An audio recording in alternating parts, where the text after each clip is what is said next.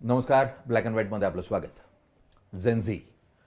सध्या झेनझी हा शब्द परवलीचा शब्द झाला आहे. अगदी कॉर्पोरेट जगतातल्या बोर्डरूमपासून तर संसदेच्या आवारापर्यंत सध्या प्रत्येकजण चर्चा करतोय ती झेनझीची आणि त्यांच्या बिहेवियरल पॅटर्नची. सोशल मीडियात ज्या स्वरूपामध्ये एक नारा दिला गेला भारत सरकारच्या विरोधातला, भाजपच्या विरोधातला, आणि त्यातून CJP नावाचा एक पक्ष समोर येताना पाहायला मिळाला. त्यातून जे घडलं ते तुम्हाला सर्वांना ठाऊक आहे. ते कुणामुळे घडलं तर मराठमोळ्या अशा अभिजित दिपके यांच्यामुळे. स्वतः अभिजित दिपके आपल्याबरोबर आहेत. आपण त्यांच्याशी चर्चा करणार आहोत आणि जाणून घेण्याचा प्रयत्न करणार आहोत की अखेरीस कोणत्या वळणावर हे आंदोलन आहे आणि कोणत्या मार्गाने हे आंदोलन जाणार आहे. अभिजित, खूप खूप स्वागत. नमस्कार सर. अभिजित, या पूर्ण आंदोलनाला आम्ही जवळून बघितलं.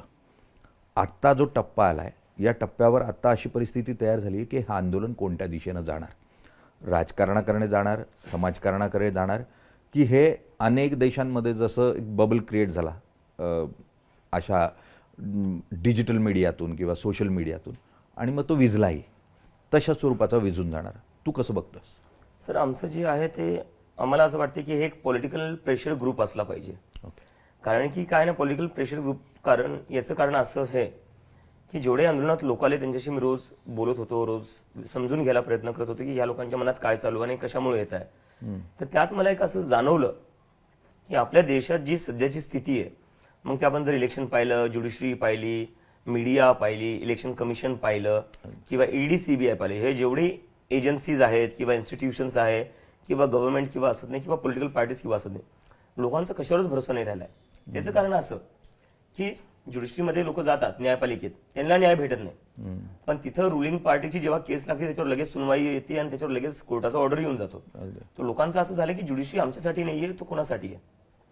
आणि सामान्य माणसाला न्याय भेटत नाही. पण दुसरीकडे आम्ही पाहिलं जिथं आमदारांची खरेदी विक्री होती त्याच्यावर कोर्ट लगेच निर्णय घेतो आणि तो रुलिंग पार्टीच्या हिशोबानेच देतो. त्याच्यामुळे ज्युडिशरीवर एक मोठा प्रश्नचिन्ह निर्माण झालेला अशा वेळेत. दुसरी गोष्ट म्हणजे जी सगळ्यात मोठी खंत लोकांना ती आहे ती इलेक्शन होतात, आम्ही मत देतो, पण 3 दिवसानंतर सरकार दुसरं कोणाचीच बनते, आम्ही ज्याला मत दिलं त्याची नाही बदलत. आणि ज्या आमदाराला, खासदाराला आम्ही मत देतो तो आज रात्री या पक्षात असतो, उद्या सकाळी उठलं की दुसऱ्या पक्षात असतो.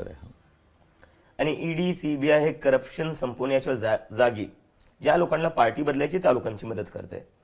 आणि मीडिया जी आहे ती मीडिया आता लोकांचा आवाज बनवून राहिलेली नाहीये.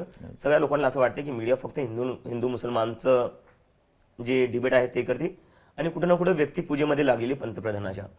ते या सगळ्या गोष्टींमुळे एकंदरीत आपल्या देशाची जनता जी मला आहे ते कळालं या प्रोटेस्टमधनं, ती वैतागलेली आहे आणि त्यांचा भरोसा संपत चाललाय पॉलिटिक्सवरनं, सरकारवरनं आणि जेवढे आपले इन्स्टिट्यूशन्स आहेत त्यावरनं.